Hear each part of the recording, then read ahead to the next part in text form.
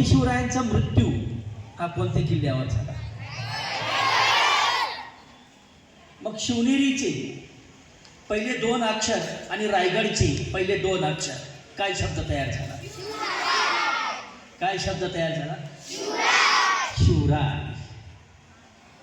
म्हणजे पहा, शिवनेरी आणि रायगड दोन्ही किल्ल्यांचा संदर्भ शिवराय या शब्दात आला. एक जाणता राजा, नैतिकतेचा पुतळा, विद्येचा आश्रयदाता, आज्ञाधारक पुत्र, प्रेमळ पिता आणि कर्तव्यदक्ष पती छत्रपती शिवाजी महाराज. आवाज नको रे, तुला प्रश्न करणार आहे मी आता. छत्रपती शिवाजी महाराज हे शब्द जरी कानावर आले तर 33 कोटी देवांची पलटण ही एकदम बाद होत असते.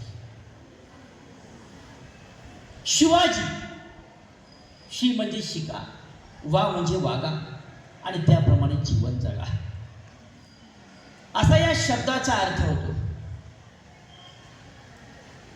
मगाशी पंकज पाटील सरांनी सांगितलं की शिवरायांची जयंती आज जगातील 42 देशांमध्ये मोठ्या उत्साहात साजरी केली जात आहे. आपल्या जवळचाच एक पाकिस्तान नावाचं राष्ट्र, या पाकिस्तानमध्ये शालेय अभ्यासक्रमात शिवाजी महाराजांचा धडा शिकवला जात आहे. के अली लिखित एक पुस्तक आहे, a new history of Indo पाक.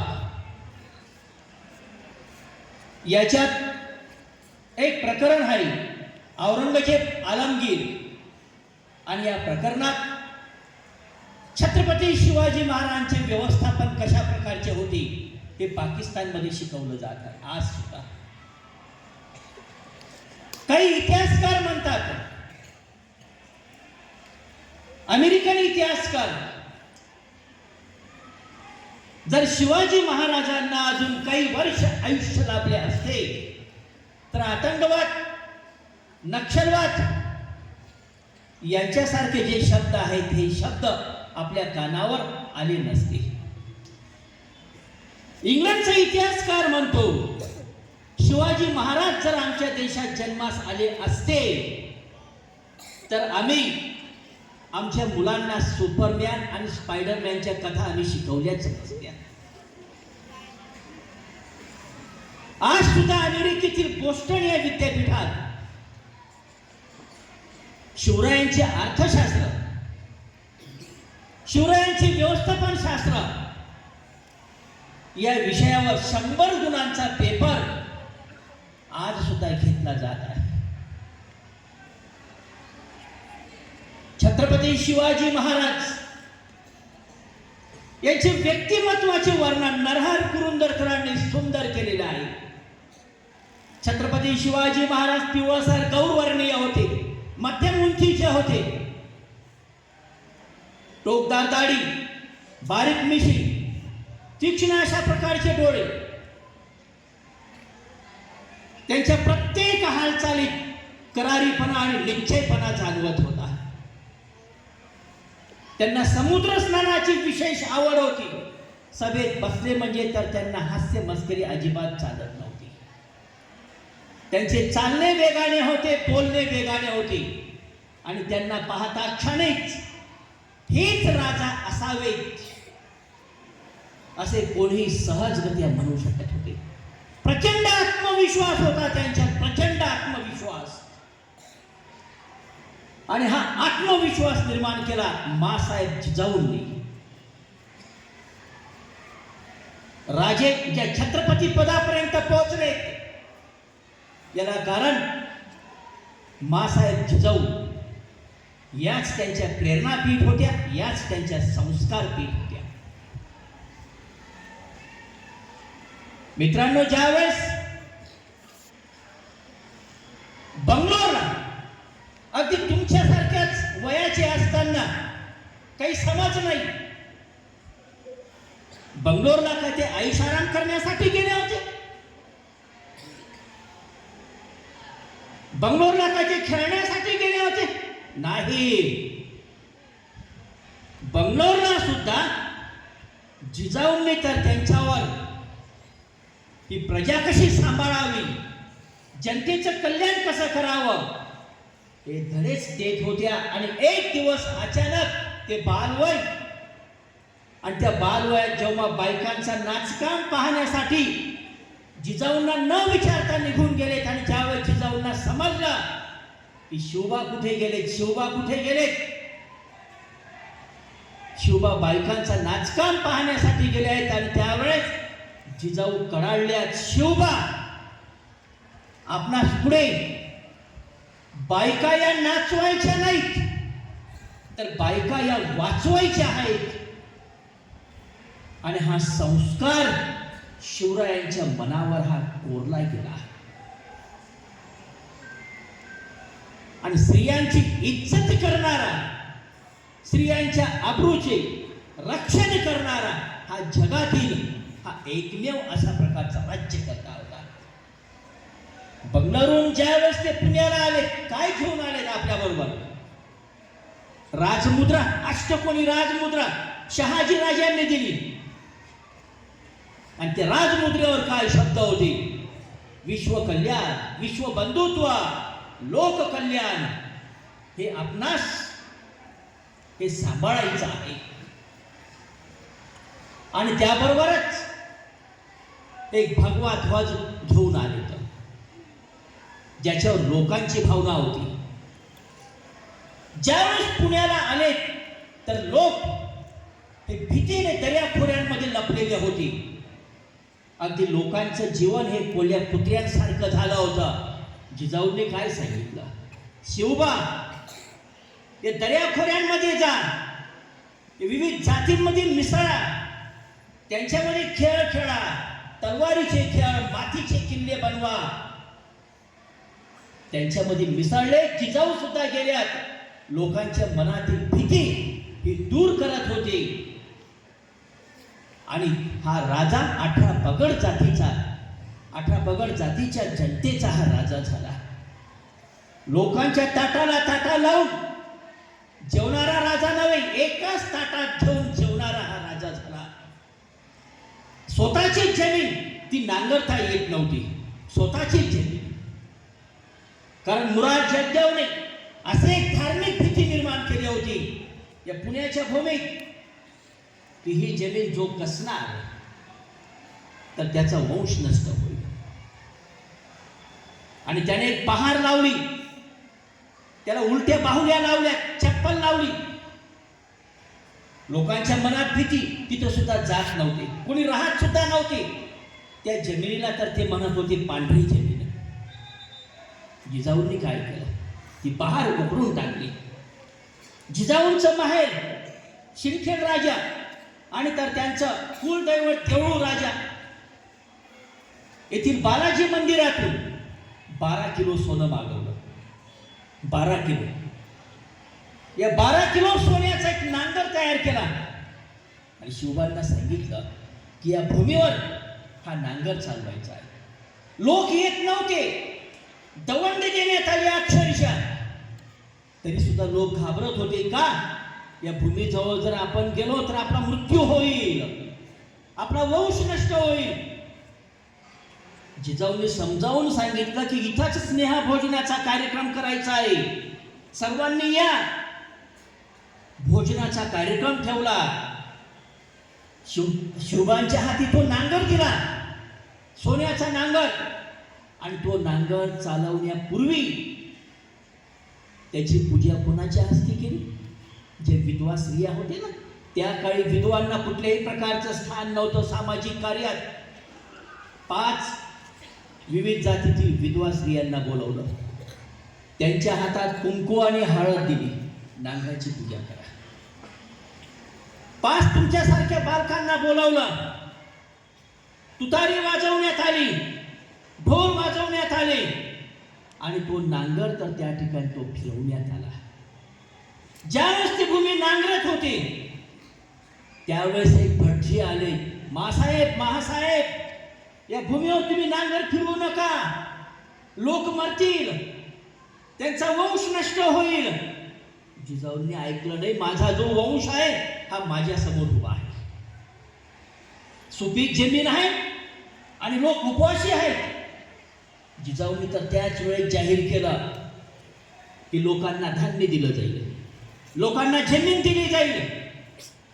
सहकारी तत्वावर बँक सुद्धा तर त्या काळी जिजाऊंनी निर्माण केली. लोकांना बैलजोडी दिल्यात, पैसे दिले तर. आणि ज्यावेळेस ते भूमी नांगरत होते, नांगरत असतानाच एक गणपतीची मूर्ती सापडली.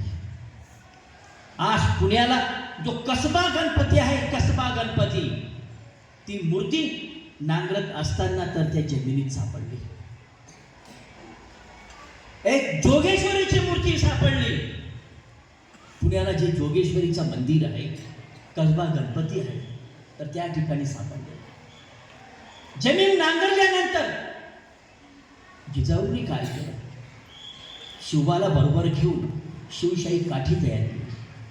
लोकांना जमिनी दिल्या, धान्य दिलं, बैलजोडे दिले. मग राहिला प्रश्न काय? सोन्याच्या नांगराचा. 12 किलो सोनं. त्या ठिकाणी जे जे उपस्थित होते, जिजाऊंनी त्या सोन्याच्या नांगराचे काही टाके तयार केले. टाके माहित आहे का तुम्हाला? जी देवांची माळ असते ना, देवांची माळ माहिती आहे का तुम्हाला? ते फटके असतात पा, त्या फटके, ते सोन्याचे टाके तयार केले. 12 किलो सोन्याचे. आणि ते टाके तिथं जे उपस्थित असतील ना, ते प्रत्येकापर्यंत पोहोचवले. प्रत्येकाला ते सोन्याचे टाके जिजाऊंनी तर ते देऊन टाकले. तर ज्यावेळेस लोकांनी जमिनीत शेती करायला सुरुवात केली, पहिलं पीक आलं, त्यावेळेस लोकांच्या गटचे गट हातात धान्य घेऊन शिवरायांकडे यायला लागले. शिवरायांना प्रश्न पडला की लोक काय येत आहेत माझ्याकडे आणि हातात तर धान्य आहे. हातात धान्य घेऊन एक म्हातारे आजोबा होते. ते म्हातारे आजोबा पुढे येऊन म्हणाले, महाराज, आमचं जीवन कसं होतं? आम्ही कोल्या कुत्र्यांसारखे जीवन जगत होतो. आमची जमीन आम्हाला पिकवता येत नव्हती. आमच्या आया बहिणींची अब्रू आमच्या समोर लुटली जात होती. परंतु तुम्ही आम्हाला माणसात आणलं. आमची संस्कृती आम्हाला शिकवते की आपल्याला एक ईश्वर भेटला आणि ईश्वराच्या चरणी पहिलं धान्य आपण अर्पण करायचं. म्हणून आपण आलो आहोत, म्हणून आम्ही आलो आहोत. त्यावेळी महाराज काय म्हणाले? तुमचं जे स्थान आहे तर हे तुमचं स्थान माझ्या चरणी नाही, तर या माझ्या हृदयात आहे. कसा माणुसकी पेरणारा हा राज्यकर्ता आपल्या मावळ्यांसमोर ज्या वेळेस त्या पुण्याच्या भूमीत ते फेरफटका मारण्यासाठी निघाले घोड्यांवर, अचानक हे वडाचं झाड दिसलं.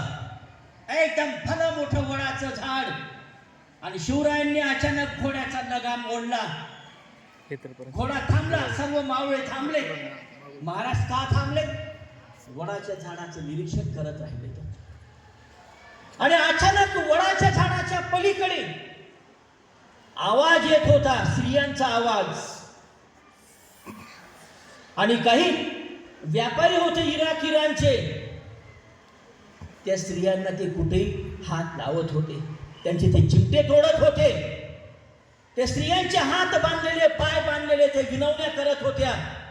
आणि ते इराणचे लोक म्हणत होते, ले लो भाई ले लो, मकान के लिए ले लो, शादी के लिए ले लो, त्योहार के लिए ले लो, आराम करने के लिए ले लो. असं तर त्या ठिकाणी तर त्यांची विक्री करत होते. त्यांच्या पाठीवरून हात फिरवत होते, त्यांना चिमटे घेत होते. काही ठिकाणी तर त्यांना चापकाने मारले जात होते, पुढे येत नव्हत्या म्हणून ते स्त्रिया. शिवरायांनी विचार केला की हा काय प्रकार आहे? स्त्रियांना बांधलेला आहे, त्या स्त्रिया रडत आहेत आणि हे लोक तर त्यांना विकत आहेत आणि विकताना कसे अपशब्द वापरत आहेत आणि त्यांना अक्षरशः तर त्यांची चिमटे घेत आहेत. थोडा वेळ ते पाहत राहिले शिवराय आणि विचारलं की हा काय प्रकार आहे पहा. तर त्यावेळेस शिवरायांना उत्तर दिलं की याला आम्ही भटकींचा बाजार म्हणतो. भटकींचा बाजार? हो, भटकींचा बाजार. ज्याप्रमाणे जनावरांची विक्री होते तर त्याप्रमाणे इथं मुलींची, स्त्रियांची विक्री होते. आणि यांना कोण विकत घेतं? बोली कशी लावली जाते? इराक आणि इराणमध्ये येथून स्त्रिया तर हे लोक घेऊन जात असतात. खूप वाईट वाटलं. आणि ज्यावेळेस स्त्रियांची बोली लावली जात होती आणि तो बोली बोलणारा स्त्रियांमधून फिरत होता, शिवरायांनी चाबूक काढला. शिवरायांच्या मावळ्यांनी चाबूक काढला आणि बोली बोलणाऱ्यांच्या पाठीवर सभासद देण्यास सुरुवात केली. तेवढ्यात जे बोली बोलत होते तर त्यांनी तर तलवारी काढल्या आणि शिवरायांवर वार करणार. तेवढ्यात शिवरायांचे मावळे तर त्यांच्यावर तुटून पडले. बोली बोलणारे पळाले आणि ज्या स्त्रियांना बंदिस्त केलं होतं, बांधलेलं होतं, सर्व स्त्रियांची सुटका केली आणि आदेश दिला, असा भटकींचा जो बाजार आहे, स्त्रियांचा जो बाजार आहे, या माझ्या स्वराज्यात होता कामा नये. अजून कुठे कुठे बाजार चालतो त्याचा शोध घ्या. आणि हा भटकींचा बाजार तर त्यांनी बंद केला. पहा कसा एक स्त्री रक्षण राज्य करतात. जगातील अनेक राज्यांचे जनानखाने होते, परंतु या माझ्या राजाने एकही जनानखाना हा तर निर्माण केला नाही. एक एक माणूस तर त्यांच्यासाठी मरायला तयार होता. का? तेवढी माणुसकीच तर त्यांनी निर्माण केली होती. स्त्रियांच्या संदर्भात सांगतो मी, मागे बऱ्याचदा तर तो किस्सा बोललेलो आहे, पण सांगतो मी. मोहिमेवर ज्या वेळेस गेले तर फक्त 2-3 प्रसंग सांगतो मी. मोहिमेवर ज्या वेळेस शिवराय गेले तर आणि त्यावेळेस अशी प्रथा होती, मोहिमेवरून येताना प्रत्येक सैनिकाने काहीतरी जे सोनं आहे, जी वस्तू असेल ती स्वराज्यात जमा करायची. एका सैनिकाने काय केलं, सोनं जे होतं ना, सोनं गुपचूप तर त्याने त्याच्याकडेच ठेवलं. बाकी सर्व वस्तू जमा करून दिल्या. आणि घरी जाऊन तर त्याच्या पत्नीला सांगतो, मी मोहिमेवर गेलो होतो, तुझ्या गळ्यात मंगळसूत्र नाही ना, हे मंगळसूत्र तयार करण्यासाठी थोडं सोनं मी चोरून आणलेलं आहे. त्याची पत्नी ही संतापते, सोनं घेत नाही आणि काय म्हणते, स्वराज्याचं सोनं आहे, नियम काय आहे ते स्वराज्यात जमा करा. तुमची हिंमत होत नसेल तर तुमच्या बरोबर मी येते आणि महाराजांना सांगते की महाराज यांनी सोनं चोरून आणलेलं आहे, यांना तुम्ही शिक्षा करा. स्वराज्यात ती स्त्री गेली, तिच्या पतीला घेऊन आणि सर्व काही महाराजांना सांगते. महाराजांनी तर त्याला सोनं चोरण्याचं प्रयोजन विचारलं तर त्यावेळेस ती व्यक्ती महाराजांना काय म्हणते की माझ्या पत्नीच्या गळ्यात सोन्याचं मंगळसूत्र नव्हतं, यासाठी सोनं चोरलं. लागली महाराज काय निर्णय देतात. महाराज म्हणतात, आपल्या स्वराज्यात ज्या स्त्रियांच्या गळ्यात सोन्याचं मंगळसूत्र नसेल याचा शोध घ्या आणि आपल्या खजिन्यातून सर्व स्त्रियांना सोन्याचं मंगळसूत्र तयार करून द्या. तो शोध घेण्यात आला आणि खजिन्यातूनच सोन्याचं मंगळसूत्र प्रत्येक स्त्रीला हे तयार करून दिलं. यालाच म्हणतात रयतेचा राजा. शेतकऱ्यांमध्ये इतका आत्मविश्वास निर्माण केला, शेतकऱ्यांमध्ये सुद्धा, की सहजगत्या कुठलाही शेतकरी राजाला आपला प्रश्न विचारू शकत होता आणि त्या प्रश्नाची सोडवणूक लागलीच केली जात होती. एका शेतकऱ्याचे परताव्याचे 2 रुपये हे बाकी होते. नियम असा होता की परताव्याचे जे पैसे असतील ते 1 महिन्याच्या आत शेतकऱ्याला मिळायला पाहिजे. तो शेतकरी बऱ्याचदा सदरेवर गेला, त्याचे पैसे मिळत नव्हते. त्याने विचार केला की आपण राजांनाच सांगावं. उन्हाळ्याचे दिवस एका झाडाखाली बसला होता. महाराजांची स्वारी आली, डायरेक्ट त्याने लगाम पकडला. काय महाराज आणि काय तुझे सरकार, आपला नियम काय आहे की एका महिन्याच्या आत ती रक्कम मिळायला पाहिजे. परंतु 1 महिना उलटून गेला, मग गरीब शेतकऱ्याचे परताव्याचे 2 रुपये अजून मिळाले नाही. समस्या ऐकून घेतली. काय सांगितलं, आज सायंकाळपर्यंत तुमचे परताव्याचे 2 रुपये तुमच्यापर्यंत पोहोचतील. सजऱ्यावर गेलेत. त्या गरीब शेतकऱ्याचे पैसे का मिळाले नाहीत याचा शोध घेतला. कोणता कारकून होता, त्या कारकूनला निलंबित केलं आणि त्याच्याच पगारातून 2 रुपये कापून घेतले आणि त्या शेतकऱ्याच्या घरापर्यंत ते 2 रुपये महाराजांनी पोहोचवले. पहा मित्रांनो, शेतकऱ्याच्या भाजीच्या देठालाही हात लावता कामा नये. असा हा शेतकरी हिताचे निर्णय घेणारा हा एक राज्यकर्ता होता. वाघाची सुद्धा शिकार केली होती. फक्त घरी बसून जनतेचं रक्षण करणारा हा राजा नव्हता. ज्यावेळेस एकदा ते स्वारीवर निघाले आणि एक शेतकरी गाय घेऊन, स्वतःची एक गाय घेऊन गाव सोडून जाण्याच्या तयारीत होता. महाराज अचानक थांबले आणि महाराजांनी त्या शेतकऱ्याला सांगितलं, बाबा गाय घेऊन कुठं चाललेत? तो शेतकरी काय म्हणतो, काय राजा, या तुझ्या राज्यात एका वाघाने धुमाकूळ घातलेला आहे. अनेक जनावरे तो फस्त करत आहे, माणसांवर हल्ला करत आहे. माणसाची रक्ताची चटक तर त्याला लागलेली आहे. म्हणून माझं जगण्याचं जे साधन आहे तर ते साधन घेऊन मी गावाबाहेर चाललो. महाराज म्हणतात, बाबा काळजी करू नका, तुमचं रक्षण करता आहे, तुम्ही घरी जा, त्या वाघाचा बंदोबस्त मी करतो. महाराज आणि मावळी जंगलचा कुठल्याही प्रकारचा परिचय नव्हता, काहीच नाही हो. ते जंगलात गेले वाघाचा शोध घेण्यासाठी. सर्व अपरिचित जंगल. आणि अचानक तो वाघ जंगलातून बाहेर आला आणि त्याने महाराजांवर हल्ला केला आणि महाराजांनी भाला काढला आणि भाला काढून त्या वाघाच्या पोटात बसला. तो वाघ मेला. महाराजांनी तो वाघ स्वतःच्या खांद्यावर घेतला.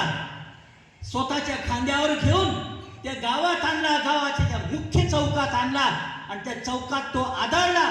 तशी माती उसळली, लोक जमा होऊ लागले. महाराजांनी वाघ मारला, वाघ मारला, वाघ मारला. तो वाघ पाहण्यासाठी जो गाव सोडून जाणारा शेतकरी होता तर तो शेतकरी आला. तो वाघाकडे पाहत होता आणि तर त्याने वाघावर थुंकी केली आणि महाराजांकडे पाहून म्हणतो, महाराजांकडे पाहतो आणि त्या वाघाकडे पाहतो आणि काय म्हणतो वाघाला, तुला असं वाटलं की तूच शेर आहे? अरे तुझ्यापेक्षाही 1.25 शेर हे माझे महाराज आहेत. असं तर त्या ठिकाणी तो शेतकरी म्हणतो. जनतेमध्ये जाऊन जनतेच्या समस्या सोडवणे,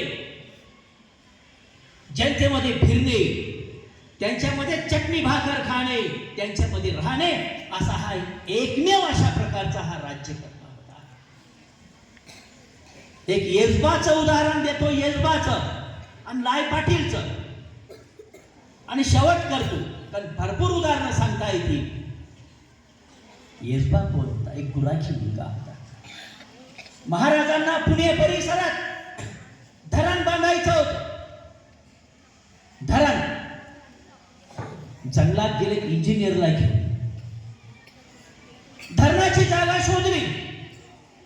इंजिनियरला म्हणतात, या ठिकाणी धरण बांधता येईल का? इंजिनियर म्हणतो की ही जागा चांगली आहे, परंतु तो काळा दगड आहे. हा काळा दगड हा आडवा येत आहे. जंगलात एक गुराखी होता. गुराखी गुरं चारत होता. महाराजांची नजर त्याच्याकडे गेली. त्याला बोलवलं. फक्त नजर टाकूनच.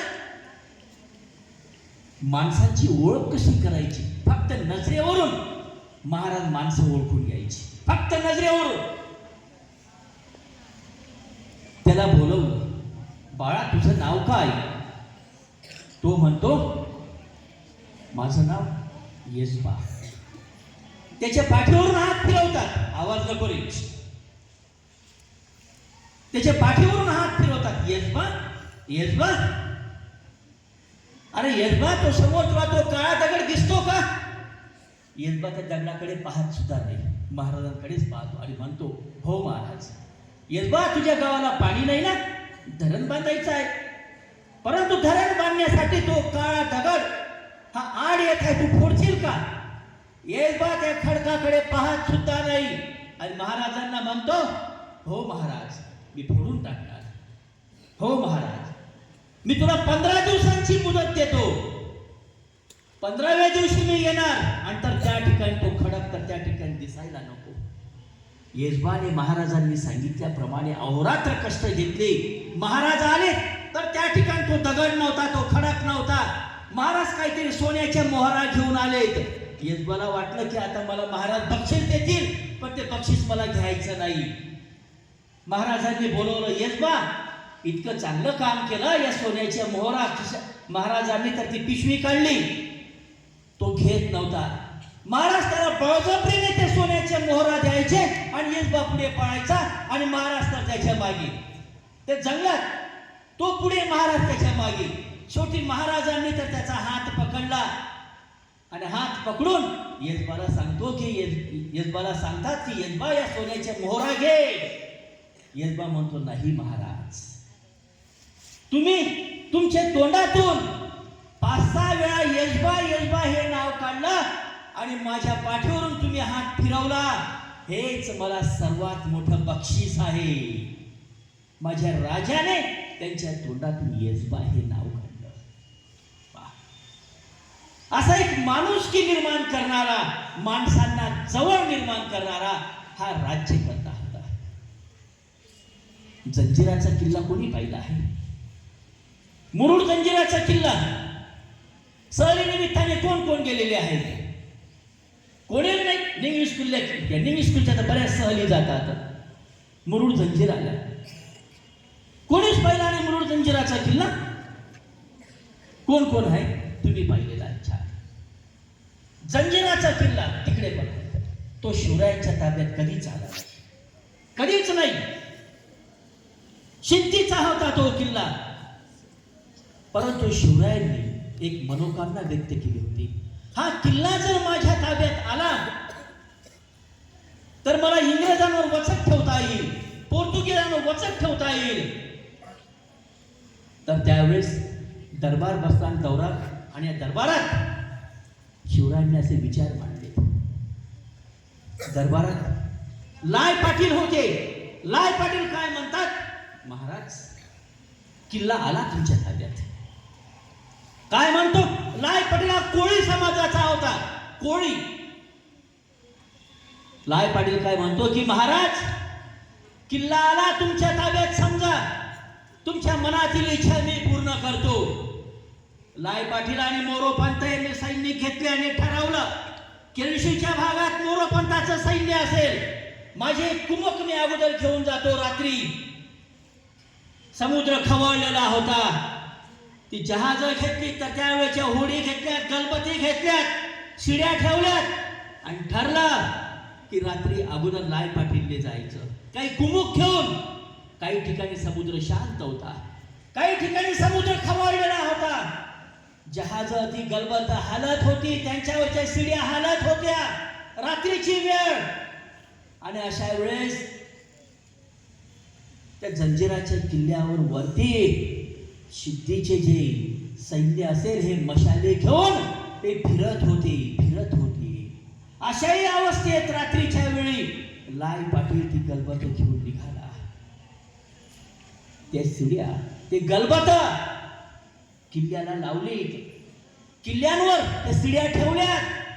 पाण्याची लाट यायची तर तसा कर कर कर कर त्याचे जहाज असेल ते हलायचे. आणि त्याप्रमाणे त्या शिड्यांचा आवाज यायचा आणि अशाच जर शत्रूने पाहून घेतलं तर वरून गोळीबार केले आणि आपण समुद्रातच मरून जाऊ. पण तरी सुद्धा हिम्मत केली आणि मोरोपंतांची एक कुमक ते पाहत होते की अजून आपलं सैन्य येईल. ते आलं की आपण वरती चढू आणि वरती चढून आपण शिद्दींचा किल्ला आपण ताब्यात घेऊ. जंजिरा बरीच वाट पाहिली, मध्यरात्र झाली, पहाट होण्यात आली, परंतु मोरोपंतांचं सैन्य काही येत नव्हतं. शेवटी लायजी पाटीलने काय निर्णय घेतला, आता आपण परत जाऊ. किल्ला आला नाही ताब्यात, कारण पुरेसं सैन्य नाही.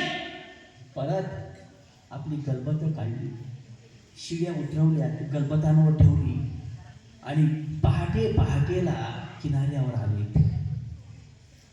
लायजी पाटीलला वाटलं की आता किल्ला तर घेतला नाही, महाराज आपल्या कोणती शिक्षा करतात आणि काय नाही. घरी बसलेले विचारात महाराजांचे 4 सैन्य लायजी पाटीलकडे आले. महाराजांना समजलं की किल्ला घेतला नाही आणि लायजी पाटीलला सांगितलं की तुम्हाला महाराजांनी बोलवलं. तसाच लायजी पाटील गेले. दरबारात लोकांना असं वाटत होतं की आता लायजी पाटीलला काय शिक्षा होईल नि काय नाही, त्याला बडतर्फ करतील. लायजी पाटीलला काळ्या कोठडीची शिक्षा ठोठावतील असे तर्क वितर्क लावले जात होते. आणि ज्यावेळेस लायजी पाटील दरबारात आले खाली मान घेऊन, असे खाली मान घालून, आणि लायजी पाटीलकडे पाहताच महाराज काय म्हणतात, शाबास लायजी शाबास. काय म्हणतात, शाबास लायजी शाबास. दरबारात सर्वांना आश्चर्य वाटलं की आपण जे तर्क वितर्क लावत होतो की याला शिक्षा करतील, याला हे करतील ते करतील, पण महाराज तर शाबास म्हणत आहे. लायजी पाटील नाही वाटलं की कस काय, आपण तर किल्ला घेतला नाही. लायजी पाटील म्हणतात की महाराज तुम्ही मला शाबास कशासाठी देत आहात, मी तर किल्ला घेतला नाही. लायजी जरी किल्ला घेतला नाही, परंतु भर समुद्रात भर लाटांमधून तुम्ही तुमची गलबत घेऊन गेलात, शिड्या घेऊन गेले, तिथं लावल्यात. ही अवस्था खूप बिकट होती, तुम्ही प्रयत्न केलेत, जरी यश आलं नाही, परंतु तुम्ही राजाच्या शब्दाचा मान तुम्ही राखला. तुम्ही प्रयत्न केलेत अतिशय प्रामाणिकपणाने. आणि शिवरायांनी जाहीर केलं की लायजी पाटलांना पालखीचा मान द्या. पालखीचा मान म्हणजे काय माहित आहे? आज जो कॅबिनेट मंत्री असतो तर त्याच्याकडे जी लाल दिव्याची गाडी असते ना, ती लाल दिव्याची गाडी आजची, तर त्यावेळेस तो पालखीचा मान म्हणजे लायजी पाटील हे पायी चालणार नव्हते. कुठेही जायचं असेल तर 4 लोक पालखी धरण्यासाठी आणि तर त्या पालखीत बसून ते फिरणार होती. सर्वात मोठं पद, परंतु लायजी पाटीलने ते घेतलं नाही. नाही महाराज नाही. महाराज आग्रह करायचे, लायजी पाटील नकार द्यायचे. शेवटी एका गलबताला नाव देण्यात आलं पालखी, हे नाव देण्यात आलं. असेही माणसं ते शिवरायांच्या स्वराज्यात शिवरायांसाठी ती म्हणणारी होती. प्रत्येक क्षेत्रात शिवाजी महाराज ग्रेट इंजिनियर होते. प्रत्येक क्षेत्रात पाणी कसं शोधायचं, जमिनीत असलेलं पाणी, तर त्यावेळेस आज सारखी यंत्रणा नव्हती. बोरीचं झाड, बोरीच्या झाडाच्या पूर्वेला जर वारुळ असेल आणि या वारुळाच्या पश्चिमेला 3 हात पुढे गेल्यानंतर जर 3 पुरुष खोदलं तर त्या ठिकाणी पाणी लागत होतं. दुसरं एक पाणी शोधण्याचं यंत्र, पळस आणि बोर हे जर एकत्र असेल, पाणी शोधण्याची दुसरी पद्धत, पळस आणि बोर हे जर एकत्र असेल आणि तर त्याच्या पश्चिमेला 5 फूट गेल्यानंतर त्या ठिकाणी जर खोदलं तर 15 फुटांवर तर पाणी लागतं. दुसरी अजून एक बाब तिसरी, जर निर्गुणयुक्त वारूळ असेल, निर्गुण आणि वारूळ एकाच ठिकाणी असेल आणि तर त्याच्या दक्षिणेला 3 हात पुढे गेल्यानंतर 2.25 फुटांवर तर पाणी लागतं. ज्या ठिकाणी आपोआप कवठाचं झाड उगवलेलं असेल आणि त्याच्याजवळ जर वारूळ असेल तर त्या कवठाच्या झाडाच्या दक्षिणेला 7 हात जर पुढे गेले आणि तर त्या ठिकाणी जर खोदलं तर 10 फुटांवर पाणी लागतं. म्हणजे पाणी कसं शोधायचं या संदर्भात सुद्धा छत्रपती शिवाजी महाराज एक ग्रेट इंजिनियर होते. माणसं कशी शोधायची या संदर्भात मी नंतर उदाहरण देणार, मोठं व्याख्यान होऊन जाईल. खडक कसा फोडायचा, हत्यारांना धार कशी लावायची, ती पद्धत कोणती होती, या प्रत्येक बाबतीत छत्रपती शिवाजी महाराज हे ग्रेट इंजिनियर होते. आग्र्याला ज्यावेळेस ते गेले, रडत बसले नाहीत, प्रचंड आत्मविश्वास. कुंतीपुत्र पांडव कौरवांच्या लाक्षागृहातून निसटू शकतात तर आपण का निसटू शकत नाही? कंसाच्या बंदीशाळेतून श्रीकृष्ण निसटू शकतो तर आपण का निसटू शकत नाही? असे विचार तर त्यांच्या मनात आणि मोठ्या नाट्यमय रीतीने आग्र्याहून तर ती निसटली. आणि ज्यावर राजगडावर आले, मधला प्रवास मी आता सांगत नाही, साधू नावाची कादंबरी वाचा तर त्या ठिकाणी गेलेला आहे. अक्षरशः शिवाजी महाराज साधू सुद्धा झाले होते, भिक्षा सुद्धा मागितली होती गोंड जमातीसाठी. तो नंतर आपण एखाद्या वेळेस 1 तासाचं व्याख्यान असेल, 2 तासाचं असेल त्याच्यात आपण मांडू शकतो मधला प्रवास कसा होता. ज्यावेळेस राजगडावर आले तर त्यावेळेस औरंगजेबाला पत्र लिहितात की मी आपल्या डोळ्यात देखत स्वराज्यात सुखरूप रीतीने परत आलो. पण मी तुम्हाला सांगू शकतो की धर्मवेड्याने राज्य मोठे होत नाही, तर परधर्म सहिष्णुतेनेच राज्य मोठे होत असते. हिंदू आणि मुसलमान हे जे 2 रंग आहेत, ते जगाचे चित्र निर्माण करण्यासाठी या अल्लाने, या परमेश्वराने, या भगवानने, या गॉडने ते निर्माण केलेले आहेत. आपण वेळेस हा धोका ओळखा. असं सुंदर पत्र लिहिलं. ज्यावेळेस शिवरायांच्या मृत्यूची बातमी औरंगजेबाच्या कानावर आली तर त्यावेळेस आता एका विद्यार्थीने सांगितलं कि औरंगजेब काय म्हणाला, हे अल्लाह ते मैं क्या सुन रहा, औरतों की इज्जत करने वाला शिवाजी तेरे दरबार में आ रहा है, उनके लिए तेरे जन्नत के सभी दरवाजे खुले रखना और मेरी बची हुई सब नेकी शिवा को दे डाल, शिवा को दे डाल, शिवा को दे डाल. छत्रपती शिवरायांच्या जन्मस्तुतीस विनम्र अभिवादन करतो.